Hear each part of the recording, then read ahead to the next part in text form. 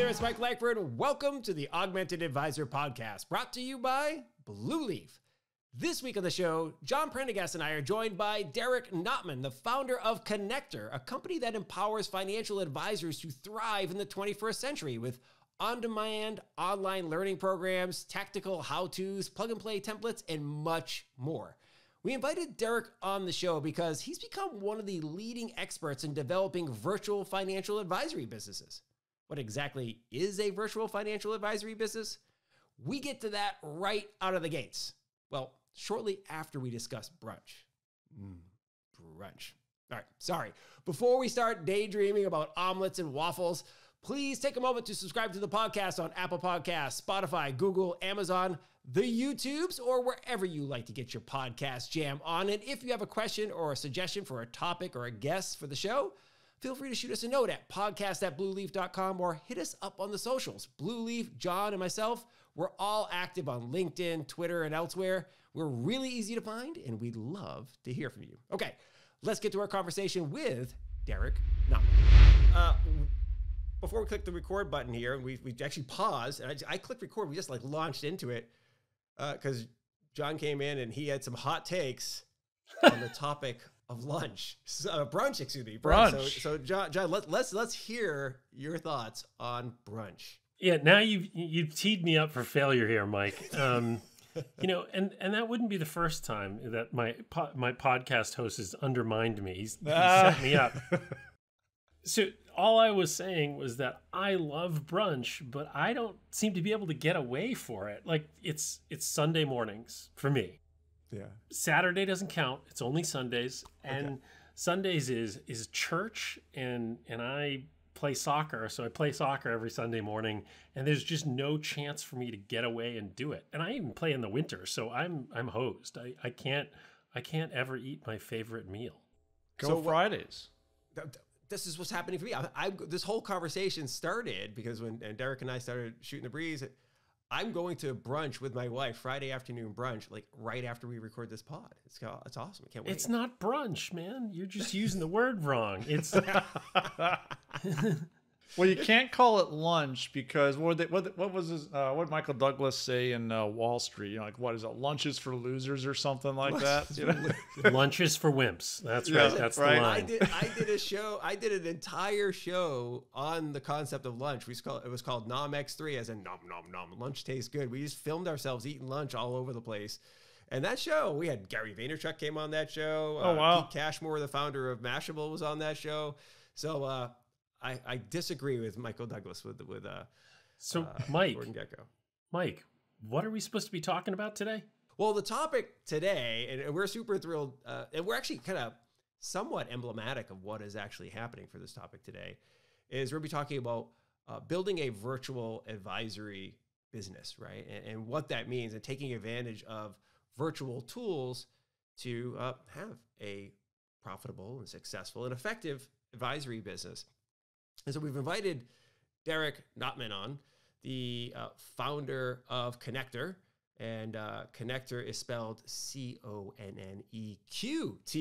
And Derek has represent. So Derek, represent. There we go. Exactly, he's got the swag on there. So, well, first of all, Derek, welcome to the Augmented Advisor Podcast. It's wonderful to have you with us. Thanks a ton. It's awesome to be here. I appreciate it, guys. We'll have some fun here chatting about some stuff that's pretty near and dear to my heart that I've been living for some time. So let's just jive and do it. This is right. That's right. So you're a pro brunch. I'm pro brunch. John is pro brunch, but it has to fit into a Sunday afternoon. So that's where we're all coming down on this. So what you're telling me is I'm the rigid one among us. Is that what I'm hearing? Something like that. I've got to dispute that because I'll tell you what I'm doing tonight, Mike. I am going to see Dead and Company. That's right. John Mayer headlining the Grateful Dead. So I'm not as rigid as you might imagine. There you go. It's funny. A while back on a different show, I had an advisor by the name of Nick Cantrell on, and he started advertising on podcasts. He actually started writing because one of the podcasts is one of his favorites to listen to is a Fish fan group podcast, but they also do podcasts for Grateful Dead fans. So I got a whole download about the culture of people who are Deadheads and I don't know what the fish fans call themselves, but it's a scene, man. Total scene. It's very, very cool. Well, let's get into it because I was fascinated by this. John had teed this up. So we have this whole board that we're working from for ideas for shows. And we get together once a week and we talk about, okay, so like what ideas would you like to put on the board? Have we scheduled a person, we reached out to a person, have them on the show, whatever. And John had you, Derek, on there, and he wanted to talk about building a virtual advisory firm, excuse me. And the first thing that I hope I wasn't on the bottom of the list. it was right at the top, Derek. Right, like, oh, no one else can do it. I guess we'll talk to this guy. But it was fascinating because I'm like, the first thing that popped into my mind is like, well, wait a minute. We've talked a little bit about having a remote business, building a business that's designed to be remote from the ground up with a gentleman by the name of Jason Park. And that was really interesting. I'm like, well, what's the difference, I imagine? And I think I know the difference of what a virtual firm is versus just a remote firm. But I wonder if we could just turn it over to you. Like, talk to us about what is a virtual advisory business? Adam Holt of Asset Map and I have debated this because he hates the term virtual, right? Because this isn't virtual reality here. Like, this is still reality. We're just using a different medium. So he really prefers the term remote. I tend to use them interchangeably, honestly. Now, I've used virtual almost exclusively for some time. I think it's kind of in the eye of the beholder. I guess what you could say is that over the last 2 years with COVID, especially remote, like you have more advisors that were brick and mortar advisors that started bringing on some remote aspects, like Essence Day Remote, if you want to call it that, where they were remote, kind of like Puff Foam. Yeah. where they were forced to, like, all right, I have to wear this new cologne because it's the only cologne out there now, right? And so I think that you can have aspects of that where virtual, I think, is a fundamental difference in that it's like this is how it is. Like, I don't even need the office. Right, where it's so I guess if you're forcing me to define it, that's how I would kind of split the two off. But it sounds like whether you use the word remote or virtual, there's a combination of ideas and components that make this all possible, that help you build this sort of a business. So how would you describe those aspects that make a business like yours what it is? Well, there's a combination of physical infrastructure, right? And when I say that, what do I mean? Like, well, what kind of monitors am I using? What type of webcam? What type of mic? Computer, docking station, internet connection, all of the things. Like, where am I actually hosting my office, quote unquote? So you have to have really solid physical infrastructure. Even if you're 100% virtual/remote, you still have to have that because you can't operate without it. And John, you and I even talked about this before, but like, great tech is supposed to facilitate great human connection. So you have to have all of these things in place. But then you also have to have really strong digital infrastructure, foundational pieces like just having a social presence. Like, what's your digital storefront look like, AKA your website, your social media profiles, all of the things that you're doing online. Because if you don't have these things, then it's going to be tough for people to find you. But once they find you, then you have to have this amazing digital, virtual, remote experience.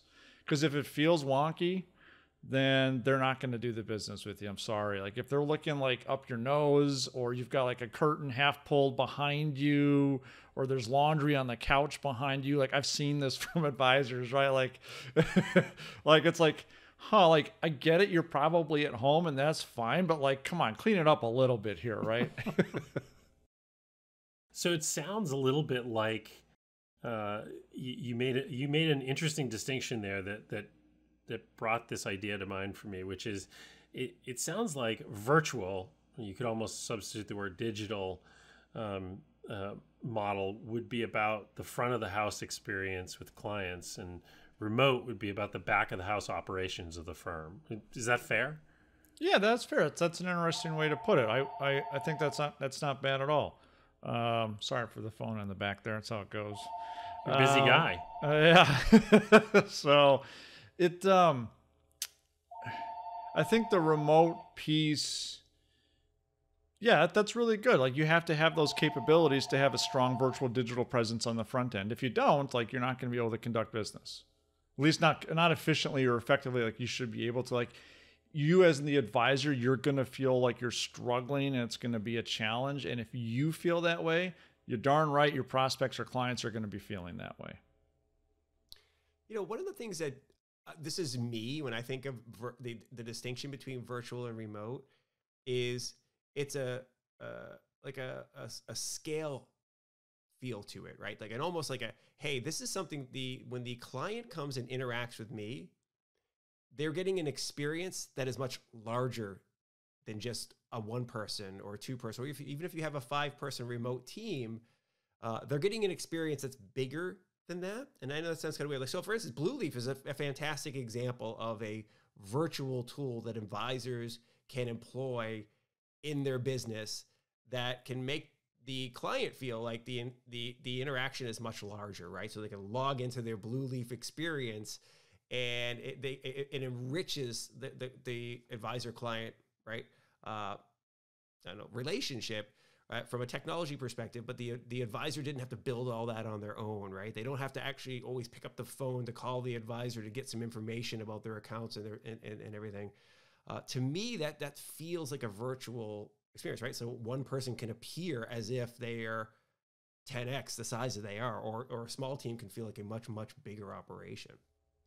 They really can. Yeah, you don't have to, like, it can feel a little overwhelming, and there is a process. I mean, that's why I create Connector. There's a process and a system and a science and an art form to building a practice that has virtual, digital, remote capabilities. It's not the same as building a brick and mortar office. And I did that. I had a full brick and mortar office. I'm like a recovering brick and mortar advisor. Okay.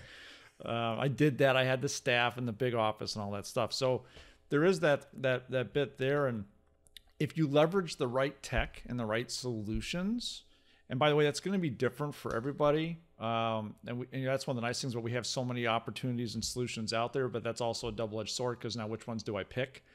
So it's almost like the hire slowly, fire quickly, philosophy. So when you're bringing on tech, take your time. Don't go after the shiny objects right away, and make sure that they dovetail into what you're actually trying to build. It's okay if it takes a little bit of time.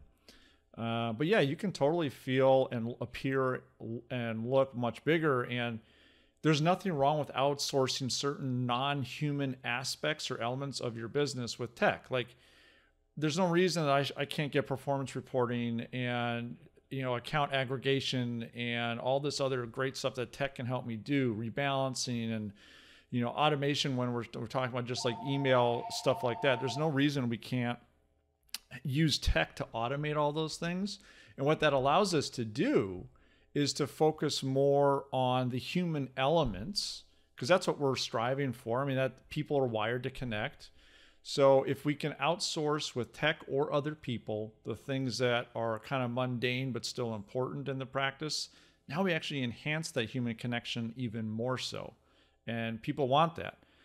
If your value prop now is that I have great tech, like that's not a value prop anymore. 5-10 years ago it's table stakes now, right? And what's interesting is that we've seen this shift where tech is the table stakes. We can use that to enhance a lot of things, but the value add really now is like, well, why should I work with Joe versus, Jane, right? They have the same tech. So now that human element just became more important. That client experience became more important. And it really is about what you said earlier. It's about leveraging all of that digital technology to enhance the human interaction. Something we noticed in the pandemic was there was a lot of folks that became accidentally remote and accidentally virtual. But what you're really talking about is being mindful and purposeful about creating that infrastructure and that client experience, and actually optimizing it for that outcome. No question about it. I mean, that's the world we lived in. We lived in that world before COVID. I've said this many times. We've been in this mega trend for the last 20 years with tech. Let's face it, folks, we do pretty much everything online these days, right? So there's no reason we can't do the work that we do online, but our industry is a bit slow to evolve. It always has been. So if there's a silver lining to COVID, it's like, hey, like there is a better way to do things, and we're not getting rid of the human being. We're just facilitating that relationship a little bit differently, and great tech makes it possible. I'm glad you brought that up because, things have changed dramatically in ways, the old Bill Gates saying that says, people overestimate the amount of change that'll happen in 2 years, but they greatly underestimate the amount of change that'll happen in 10 years. And I think I've mentioned this. I'm not sure if I've mentioned it on the show before, but, my parents are 70 now, right? And 10 years or so ago, they were not very digitally savvy, right?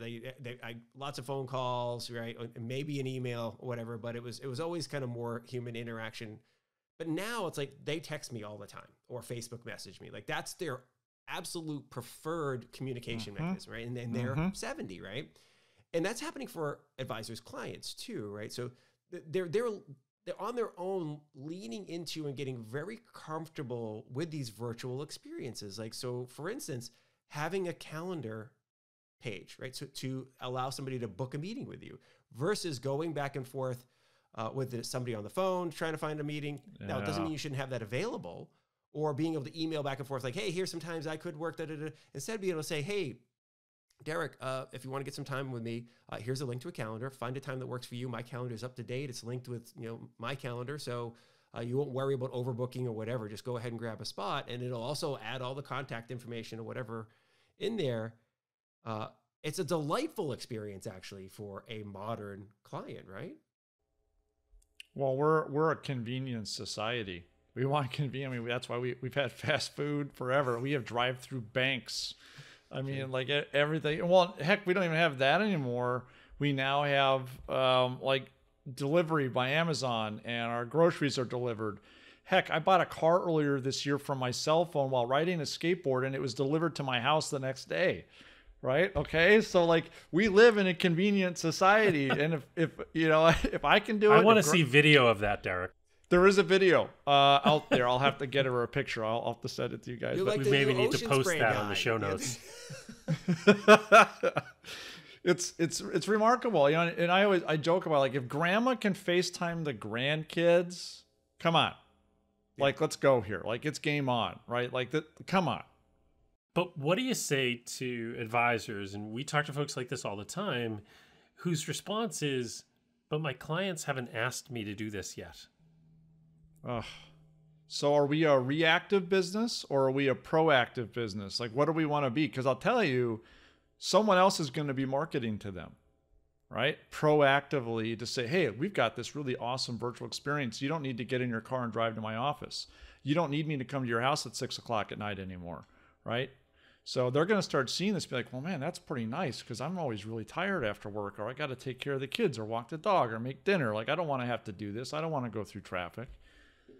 It's happening. It's happening. And advisors have this, I've seen this so many times, is they assume clients think and feel a certain way. And the assumption is, well, we all know what what it means to assume. So. That's right. The bad news bears taught us all well. Yeah, right. Yeah. At Blue Leaf, we sort of have a saying that, if the customers are complaining, then the pitchforks are already out. You need to be way ahead of customer requests on these kinds of things. And you have to just understand their context, right? If grandma is on Facebook looking at the kids and if she's texting the neighbor to do something, you probably want to be in the same bucket as the neighbor and the grandkids, not the same bucket as the physician, right? You want to be tight relationship wise. 100%. I'll share a story. I have an advisor so I went virtual, digital, remote, whatever back in 2013. And I had done that about the same time I moved from Vermont to Wisconsin. And there was another advisor there who had been in the business about 5 years longer, 6 years longer than I had, and was all brick and mortar. I'll drive anywhere in the state to meet with somebody. And I asked him, like, why are you driving 2 hours, 3 hours for a meeting and then coming back after that? You're not getting home till like midnight. Like, what are you doing? He's like, well, I have to. I'm like, no, you don't. Have you asked your clients about working, like doing your review meetings at least virtually? Like, forget the new meetings. Let's just try, let's dip our toes in and let's do a review meeting. So he reluctantly tried it, and his world changed. He was just like, he's like, I found religion. This is amazing, right? Like, this is what I needed. This is awesome. So it's the advisor mindset. I think more than anything, we just got to get out of our own way and try it. We've seen the same thing with virtual reporting. It is a very tough move for most advisors and advisory firms to move from traditional quarterly reporting to on-demand online reporting. But when folks make the switch, it's completely life-changing, and it saves unbelievable amounts of time. Now, to your point, you need great digital infrastructure. Yep. But presuming you have that, you also have to be smart enough to actually make the transition and brave enough to run that experiment. So it's amazing, and we try and counsel folks to take an experimental mindset where you run an experiment. You tell people, hey, we're going to try this for a little while, and we'd love your feedback. And what folks don't realize is how much clients tend to like being part of that process. They love it. They get to be part of the journey. They see that you're forward thinking, trying to evolve. They want to be part of that. They love it. Will there be a couple that don't really jive with it? Yeah, but those are going to be the minority. You're always going to have those. That's okay. And maybe they're not the best client for you, right? Maybe, right? Yeah. Well, and here's the thing, you're giving somebody options, right? So that's one of the other thing I think to keep in mind, right? You're not trying to force something on somebody, at least at the beginning, right? Especially if you're an experimental, like, hey, we're going to try doing virtual meetings versus me driving 3 hours.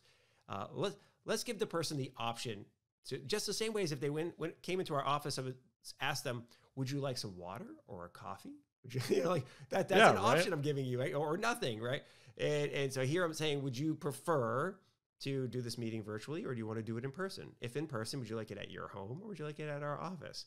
Now you're giving the person a little choice, giving some agency in it. And over time, you may just find that, listen, virtual is the way to go in almost every situation except for whatever.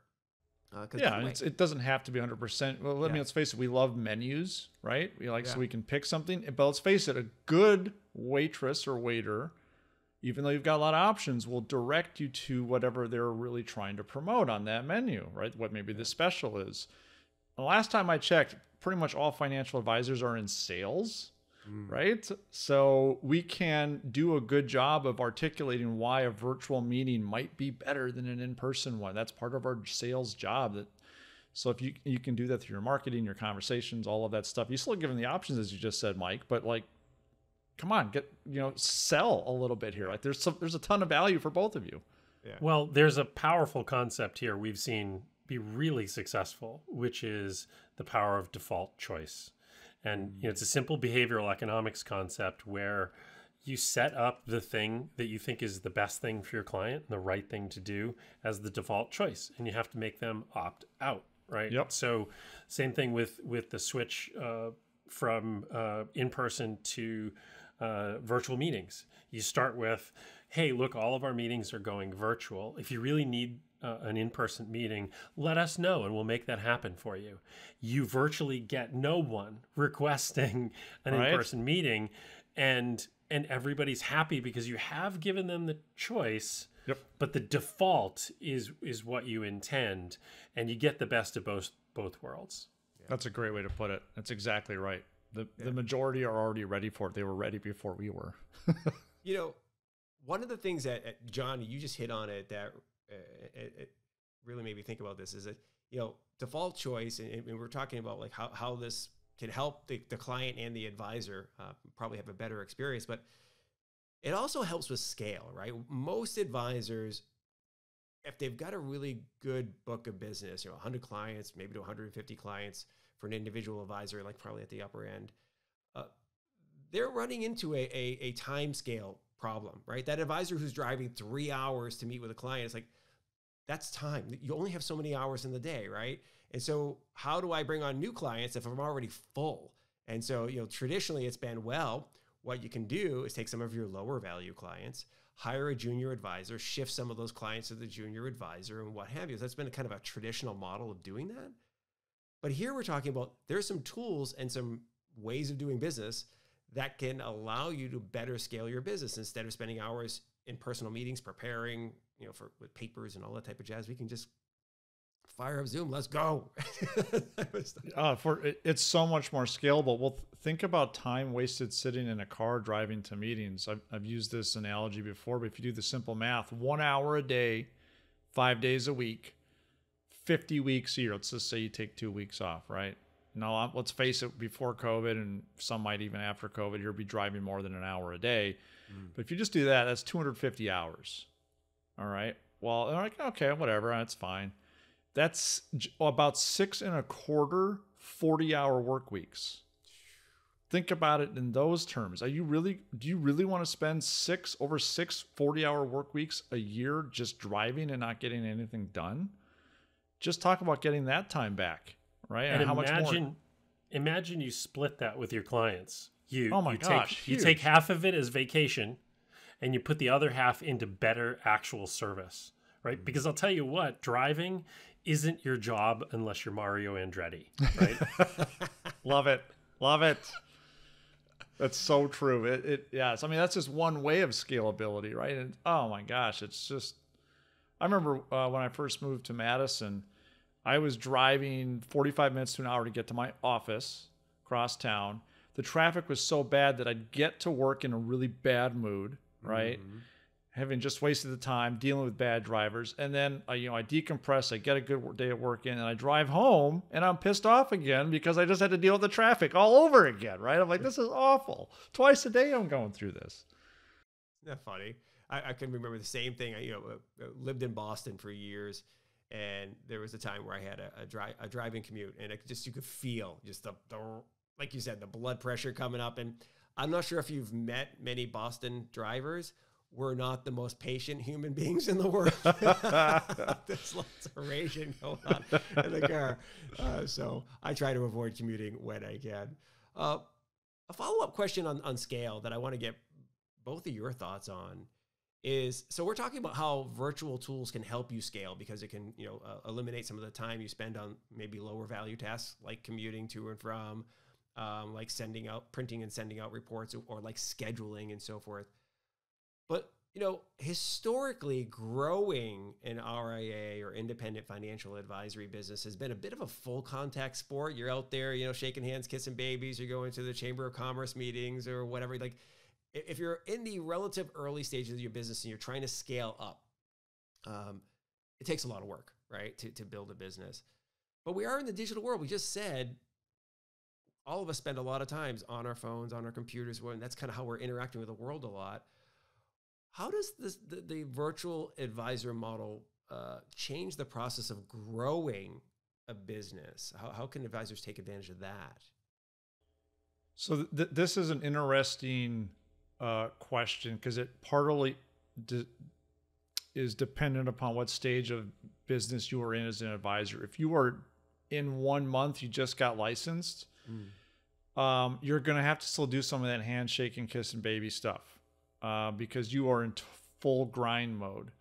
You don't have a choice unless you can afford, let's say you've saved up some capital and you can go 6-12 months without getting a paycheck. Well, then that's different. You've got some luxury there, but so you still have to do that. But that doesn't mean you can't start using your digital avenues of client accumulation, client acquisition, and building those up. Now, for those that have been in business a little bit longer, they've got more of a stable paycheck, they can jump into this faster and bigger.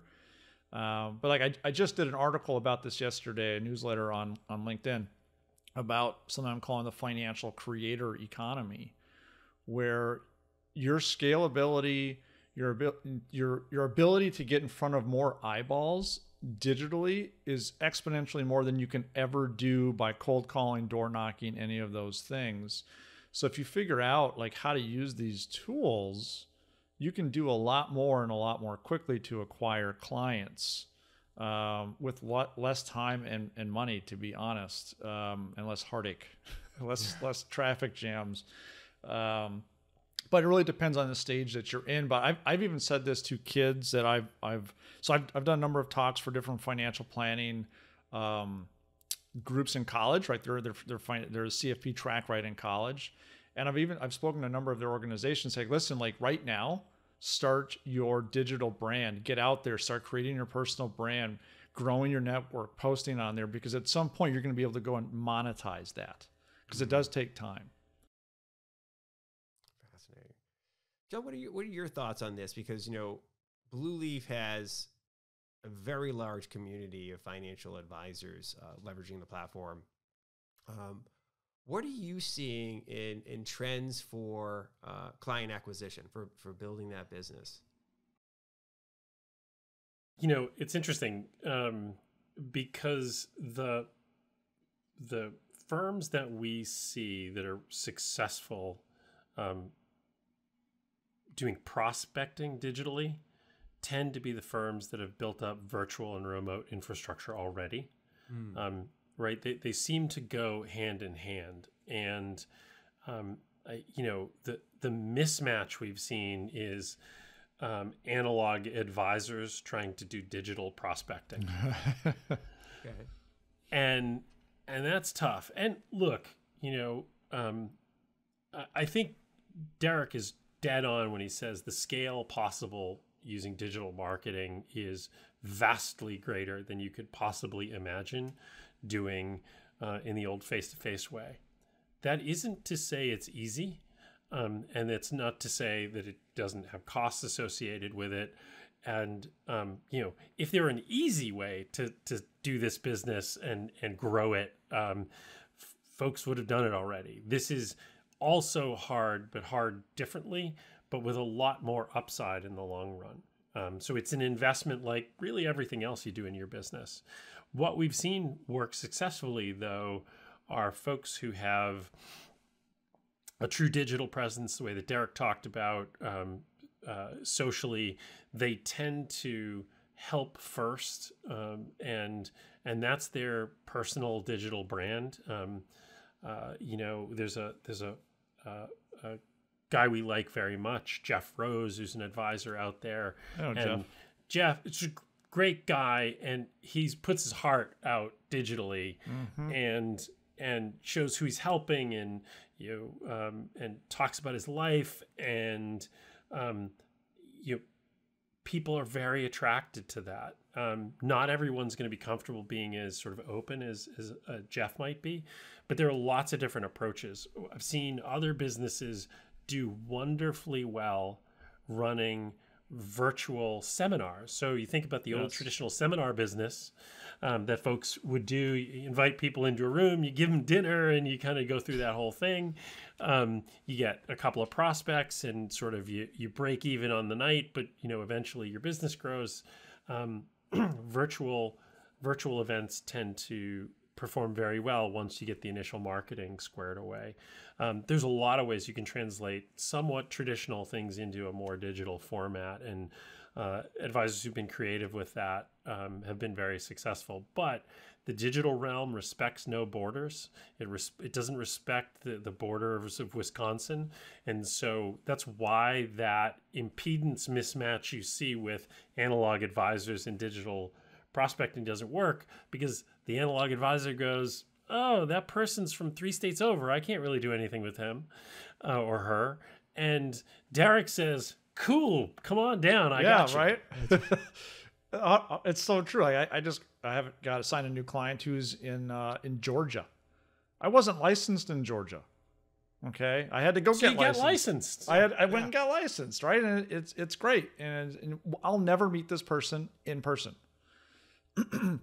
I find funny though, you made some interesting points about analog, digital, and like how some people are not going to be as comfortable as Jeff Rose, for example. And Jeff was one of the pioneers. He was a motivator and an inspiration for me when I got going. What's funny is that advisors, when they went to these networking events, these seminars that they conducted, or even one-on-one meetings, most of them are pretty personable. They're talking, they're asking questions, they're sharing stuff about their family. So they're doing it there, but they're neglecting to do it online. And I find that fascinating why they don't. Now it can be scary. I was scared when I first started doing it. I'm like, what the heck? Why not? What do I got to lose? Some people won't like my message. Fine. I don't want them as clients anyways. Those that do like my message, game on, right? Here we go. So it's really an interesting thing. All the advisor has to do, again, it's a mindset. Let's just do this, right? Like, I can do this. I'm going to get out there and just know that initially your content's probably going to suck. Okay. I was looking just yesterday back at some of the stuff I wrote 5, 6, 7 years ago, and it was terrible, but you got to start somewhere. I mean, look at this show, man. You got to start somewhere. But it's so true. Like, so what you just said, that, like, that, do it poorly or whatever at the beginning, it's okay. Just get up there. It's like the first time you sat in front of a client to pitch them, a prospect to pitch them, you were probably sweating bullets, nervous, feeling like you sucked at this. And then over a while, you got comfortable. You get better. You feel like, hey, I'm on my turf. We're sitting across the table from each other. The same thing's going to happen online. And I love the fact that you pointed out, Derek, that you don't have to be like everybody else. You have to be you. And I think we talked in the prep show that, listen, this is a business that's somewhat commoditized. And I know we don't like to say that, but like, look, we all sell the same stocks, bonds, mutual funds. We have access to the same products from an insurance side as well. Your pricing is probably very similar to just about every other financial advisor out there. You might have a different business model, but when the dust settles, it's kind of the same pricing. Mm-hmm. They're choosing your firm versus another firm mainly because of you. 100%. Something connected between you and them, and they're like, I like working with Derek. This is my guy. I feel comfortable with him. He explained things in a way that works for me. He's funny, or he's crass. He's, whatever. Like, by the way, that's okay. If you can be somebody who swears like a trucker and is all about, shooting guns on the weekend and doing all this goofy stuff, Duck Dynasty style, guess what? You'll find your audience. You'll find your audience, right? We're wired at our DNA level to connect with human beings that are like us. It's who we are as a species. You can't fight it. That's just what it is. So embrace it, and you're going to attract your tribe, and then the rest takes care of itself. Yeah, it makes me think of a great TED Talk and a pretty good book by Simon Sinek, Start With Why, and talk about your why. Why do you do this? Why do you help people with their money? That's a story people need to hear. It has to come from who you are, and that needs to be transparent. In fact, Mike, I think that's a good show. We should talk to Simon and get him on the show. Yeah. I love it. That would be pretty awesome. That's actually great advice, though, because it does start, like, you can almost start with why and start with you. That could also be another powerful statement there. And even in Connector, like, I ask advisors that come into Connector, take a step back. Who are you? What's important to you? What are your hopes, dreams, and goals for the future personally and professionally? Because if you figure that stuff out, not only are you going to be motivated like nothing else, but it'll drive your brand, who your ideal client is, how you want to market, how you want to build your practice, all of these other things. And most advisors skip that. Services, everything. Most advisors skip that and go straight into selling. I'm like, wait a minute. I did. When I started, I just like, here are the products you can sell, learn these, go sell them. Okay. And then like years later, I'm like, wait a minute, the biggest, most important piece is missing for me, and I got to go back and fix that. And we've just done a similar exercise at Blue Leaf, sort of connecting everyone to sort of why and how we got founded. And, and one of the things that we've seen be really powerful is sharing why we do what we do. We believe that everyone deserves a great experience with their money, particularly when they're managing it for the future, and especially if you're managing other people's money. We think advisors deserve a great experience because they're doing it for a lot of folks. And that belief permeates every choice that we make at the firm. Everything about the particular software we build, how we build it, the level of automation, the level of intelligence, the level of human-centered design, all of those choices come from that belief. And it's why people buy from us. And whatever your why is as an advisor, it's why people do business with you. So tell them about it.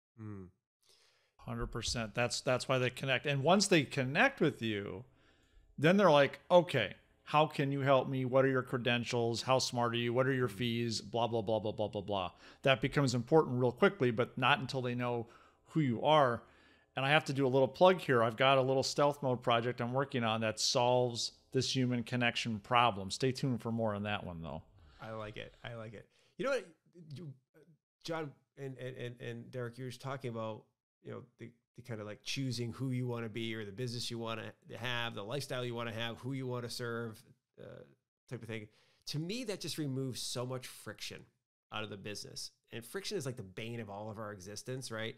It's making it easier. Like, I know what room to hang out in. I know what Facebook group and LinkedIn group to join now. I know what Twitter handles to follow if we're talking about like where to find people, right? Because if I decide that I want to hang out with other people who really like Formula One racing, as an example, like I happen to be into Formula One racing, awesome, great. There's all these fan groups, right? If I want to make sure that all the people that I'm connected with, or the clients that I have, really like Australian Shepherds, I have an Australian Shepherd. I like to see other cute Australian Shepherds. Wonderful. There's a Central Texas Australian Shepherd group that has thousands of people in there. I could be the financial advisor who just like hangs out in that group and talks to people who love cute puppies. You know why, Mike? You know why it makes so much of this so much easier? We are all haunted by unnecessary shoulds. I should do this. I should do that. And when you're in a business filled with people who are naturally conservative, they're trying to protect people's money, there's a lot of shoulds. Yeah. But most of them are unnecessary. So when you get right down to who you really are, and you line up the things that you need to do to be that and eliminate all the rest, you're eliminating a lot of unnecessary shoulds. Smart. And friction. Yeah, exactly. Yep. I know we're kind of, we're at that 40-minute mark here. So I want to make sure we get some good other components in here of like, how to get going here. Now that we've firmly established the why this and the benefits of this, I wonder if we could start talking about some of the building components of a virtual advisory model. I know we've touched a little bit on some of the tech here and there, but one of the ones that, John, you talked about the seminar model that really got me thinking is, using tech to basically get a group of people, get an audience in there. I think is one of the first steps. Like, hey, let's get our audience, existing clients, prospects, referral partners, right? Those are your 3 core constituencies you want in there. And then, in this digital marketing world, we talk a lot about funnel. There's going to be some way of like talking to them, kind of capturing their information and then giving them the opportunity to talk to us in person. And then there's service after the sale. What are some of the core building components that you recommend, Derek, that advisors consider to make sure they get this thing rolling? Well, we did touch upon this a little bit already, but you have some foundational pieces that are free, by the way, when it comes to digital stuff that you need to have set up or very low cost. Your social media profiles, like you have to distribute. If you want to put people into a funnel, and I have a whole other thought process on funnels. If you guys haven't read the book called Fix, you need to read it, because the funnel from 1898, as it was originally coined, is actually, according to a new study, completely dead. That's another topic though. But if you want to get people into some type of sales cycle, right? You have to have the infrastructure to put them in it. Like, you can't get someone to opt into something if you don't have a place for them to opt in at. So you need that digital infrastructure. Those are really basic, simple things. And then that you have to have a consistent message across all of those. What's your brand? What's your persona? Who are you serving? That information needs to be consistent. Don't have a different message on Twitter versus LinkedIn or your website or whatever. So those are important. Don't go spending $500 on Facebook ads before you actually have a Facebook page set up, right? There's some pretty basic stuff here, but we tend to be shiny object syndrome in the financial advice space, because I've even run polls on this. The number one problem all advisors always want to do better at is getting more leads, lead gen. Right? So we're going to do whatever we can to get that lead gen as quickly as possible. Lead gen, if you're going to do it correctly, is the long game. You have to build the infrastructure. You have to build your team. You have to have a field to play on. You have to do all of the, and you have to train. You have to get better, to use some type of sports analogy there. So I would say all those things have to be there. And then once they're built there, then you can get more advanced. What kind of ebooks are you creating? Webinars that you can invite people to? What type of email marketing are you dripping on? If they're a client, how are you staying in front of them? What kind of updates are they automatically getting about their accounts and so forth? I think tech can help us do almost all of that, and we can automate almost all of those pieces, which is pretty awesome. And then physical infrastructure, I said, make sure you've got the right stuff in place. Like, don't be using an internal webcam and mic on your couch, please. Please. Spend a little bit. Of money. Yeah. Yeah. I also, a pet peeve of mine is using the fake backgrounds. You're already doing something virtually. So like if you showed up to a client's house or they came to your office, would you have a fake background behind you? No. Right? Like, so like have it so at least it looks like it's somewhat professional and like you're real. Cause if they can't see you, like maybe you're in some weird dungeon basement somewhere and you're not even wearing pants, you know, I don't know. Right? Like, Ooh, that's dark. Well, I don't know. Like this stuff happens. Yeah. So let people get to see you. And even if you could have some talking points behind you where like, oh, I see that picture. What is that all about? And then you can talk about it. You're facilitating that human connection that's so important. You're letting people connect. So I could go on and on. There's a long list. We talk about a ton of this in Connector. It's not something you do in 20 minutes. Right. It's you know something that's the long game that takes some time to put into place. So when an advisor's implementing, you know, this digital infrastructure to make their practice more virtual, you know, how should they think about the concern that they'd lose the human touch, right? How do you apply the technology in a way that it enhances that relationship rather than gets in the way? It's an interesting question. You want tech that automates and almost dehumanizes aspects of the business that don't need a human element, like getting my performance report or logging into something, you know, to see my accounts.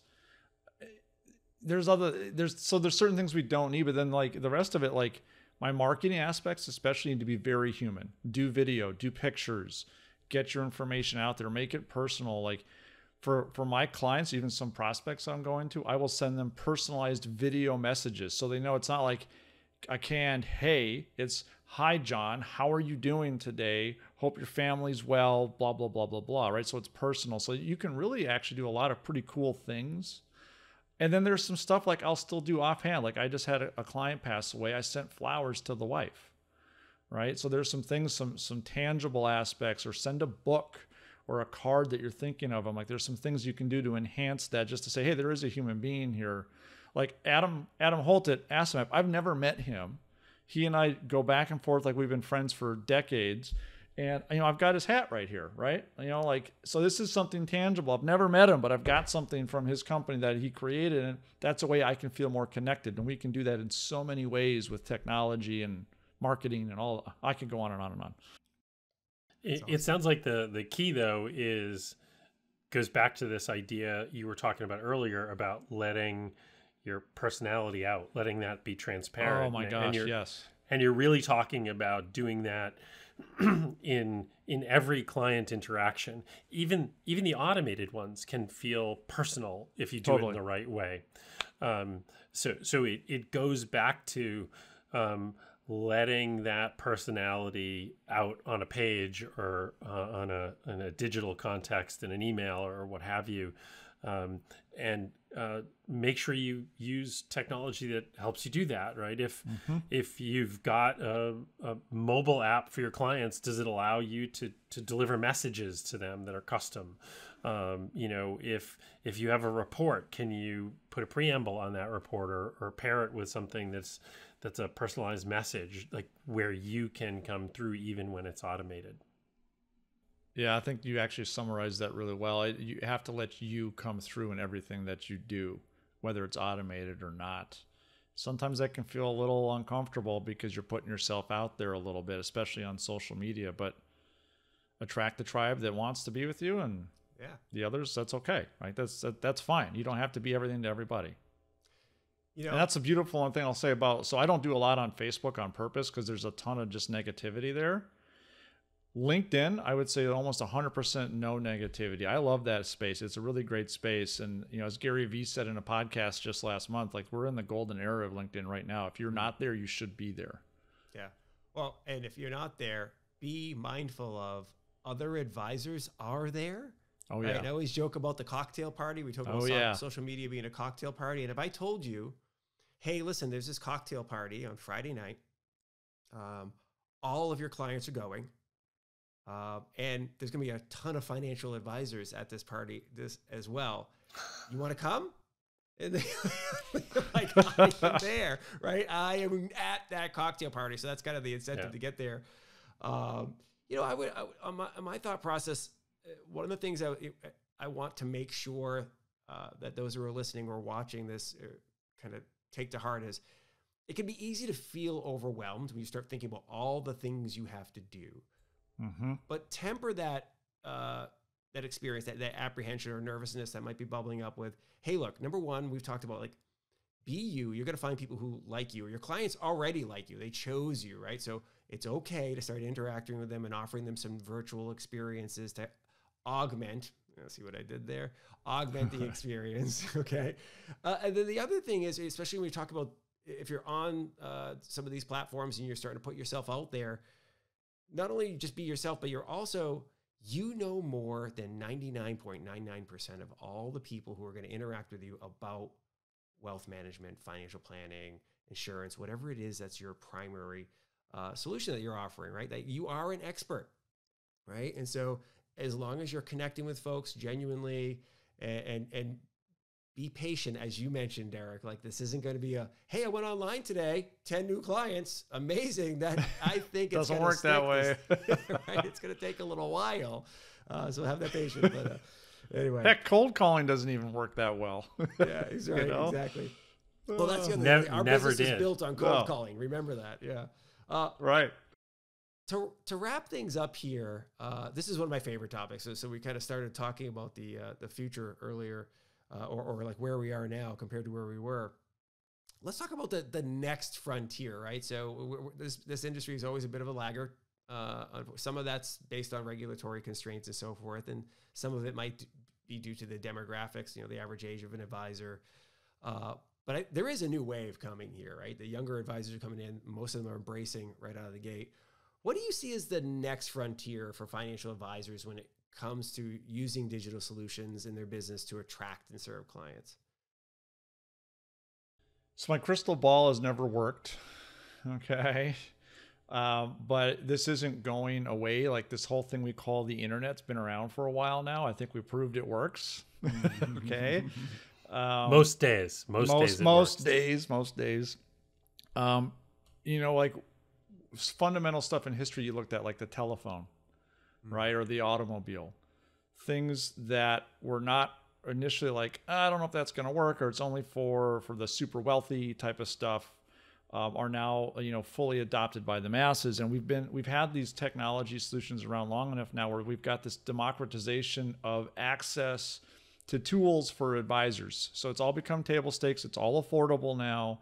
So now we're going to this human element, which is much more important, where we're, like, as Gary Vee even says, like, we all own media companies, whether we like it or not. So we have to get good at telling our stories now, because that's, as you guys said earlier, like, that's how we connect with each other. Like, these relatable stories where we can really, so I see there's going to be this shift of advisors who want nothing to do with digital, and they're going to slowly go into the sunset. And that's okay. Like, if you've been doing this for 30 years, you're probably not interested in evolving a whole lot at this point, and more power to you, right? But for all the new ones coming in, like, you better get on board with this digital thing, because if you don't, you're going to have a lot of competition that's using that. I also see, you know, I think part of this digital frontier is also, we might see a shift of the democratization of financial products, where there'll be marketplaces for products now instead of, like, sales distribution networks. So now the value of advice and paying for human advice is going to be even more important. And then I can go to Amazon and buy my life insurance, right? Or whatever. I don't know if that's actually going to happen, but I could see that happening as well as part of this digital frontier. Awesome. Well, Derek, this has been fantastic. I loved having you on the show. I'm so glad John suggested having you on. People are going to want to follow up with you for sure. And they're going to want to stay in touch because they're going to learn about that stealth project that you're working on. Yeah, it's good stuff. It's all about the human connection, man. What's the best way for folks to follow up with you? LinkedIn's great. So I'm very responsive there. So please hit me up, connect, follow with me, send me a message on LinkedIn. And then you can always go to Connector as well. It's just connector.co. Connectors with a Q. And that was on purpose. That wasn't just to be kind of a cute tech thing, by the way. So if you ever wonder why I did that, come ask me. That's awesome. But yeah, just, get a hold of me. I'm an open book. We're all on the same team in this industry, and I really firmly believe in trying to help and pay it forward. So, if I can do something to help you, let me know. Fantastic. Well, all right, gents. Outstanding. Thank you very much. Have a great one. Thanks for coming on the show.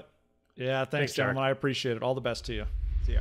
Thank you very much for listening to and/or watching this episode of the Augmented Advisor podcast. It was fantastic to have you with us. I hope you enjoyed this conversation as much as we did, and hopefully you're in the mood for brunch, right?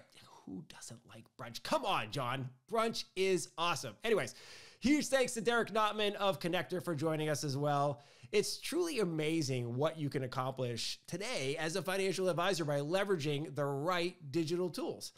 As I mentioned at the top of the show, please make sure you subscribe to the podcast on your favorite podcast platform, and do us a favor. Make sure you give the Blue Leaf page a follow on LinkedIn. We share every episode of this show on LinkedIn, and we'd love to have you be a part of our community. Okay, that's it for today. Make sure you're staying safe and be nice to each other. We'll see you next week on the Augmented Advisor podcast. See ya.